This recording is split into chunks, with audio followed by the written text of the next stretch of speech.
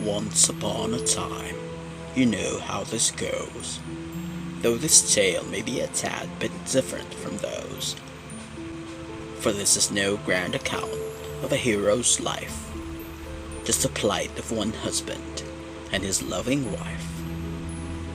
One day the husband decided upon a quest to find a treasure they can claim for themselves, a prize they can share more precious than gold, incomparable, irreplaceable, that they could always hold. So first they headed to the lands of the frozen north, where legends say hidden is a hall of giants. From there they can partake in a meal so sublime, surely worth all the trouble to get there and dine. Journey on the couple did, braving blizzards and waist-deep snow, till one night when the husband succumbed to the cold.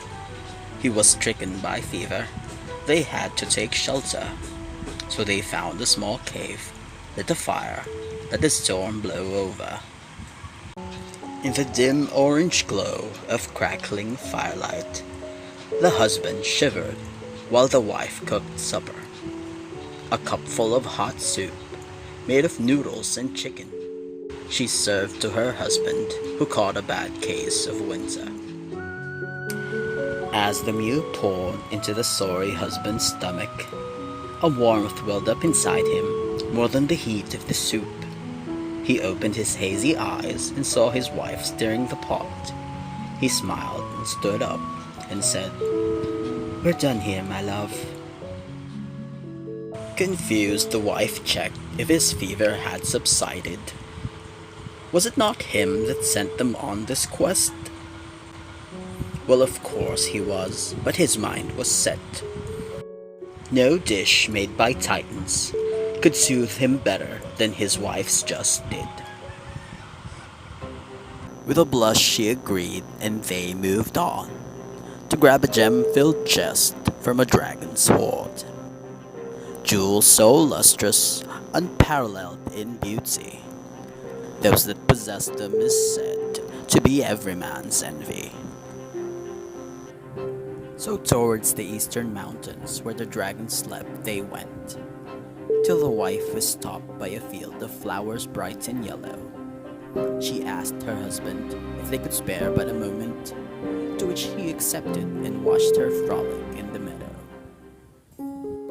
Then as the rose and purple of dusk tugged at the sky, the husband's sight could not be wrested away from his wife. Her beauty dulled even the flowers and the lovely twilight.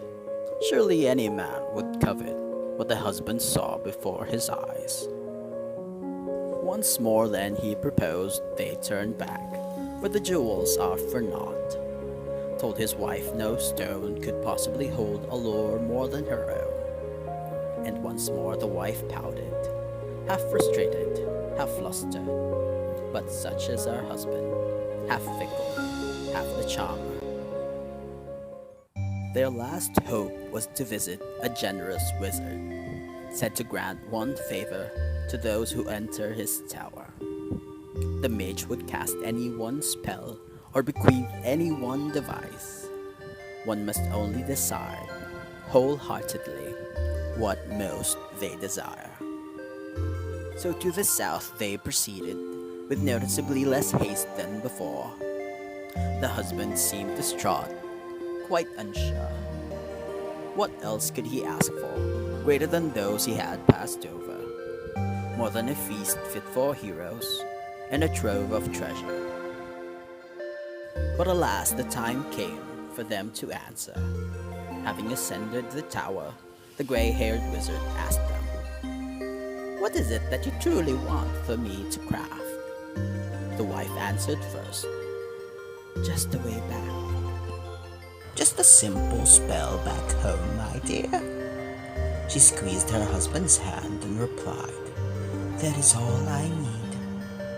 "And you there, husband, what do you need of me?" The husband walked up to the mage's side and whispered something to his wrinkly ears. Suddenly the mage's robe started flapping. With a boom, he said, "Very well." Then a whoosh and a wand swish, he cast a spell. A blinding flash and the musky scent of old tomes faded, replaced by a breath of forest air. It smelled just like their home did. And when the wife opened her eyes, they were indeed back home. Right on the day she turned another year old. She sighed in relief, seeing their humble wooden cottage. Then confirmed with her husband. Was his wish also granted? He nodded and pulled something out of his pocket. A smooth azure sphere, hand-sized, enchanted. The fanciful trinket seemed to be his desire manifested. He said they'd use it that night, as the stars bore witness. And when the twinkling tapestry of evening unfolded, the husband explained what the orb was to his wife. He claimed it contained his most valued possession, a wealth worth much more than even his own life. "Well, what is it then?" the wife anxiously wondered. "'Tis a memory orb," he replied. "I had the mage craft it." The husband saw his wife, wide-eyed, dumbfounded. Then he held the sphere to his chest, so she may be enlightened. That made the magical device hum then glow. Then from it a soft beam of light projected forth. Images formed after, sweet music followed. Visions of the couple's journey started being shown. But not only the day of the snowstorm was there, not just the flower field, or their search for the spellcaster. Even days from before their quest appeared. Mundane trips to the market, or some rainy day cuddling under the sheets. The husband finally spoke. "So long have I sought for food of legends or precious stones of myth. Yet all along, even in this recent quest, beside me has always been all that I truly need. My love, you are thrice as tough as diamonds, and uncountably so more priceless. No divine grace comforts me more than how warm and tight your every embrace is. This orb then shall collect every moment I hold dear, so we may see just how much more I've grown fond of you. We shall view them on your birthday each year. Oh, I've not forgotten every 13th day of the 8th moon. So whenever these memories of ours play to music, I hope that you feel loved and remembered. May it drive you nostalgic. For this day shall always not be about how I found the most precious gift, but how fortunate I am for another year that I kept it. You, my love, are and always will be my greatest treasure."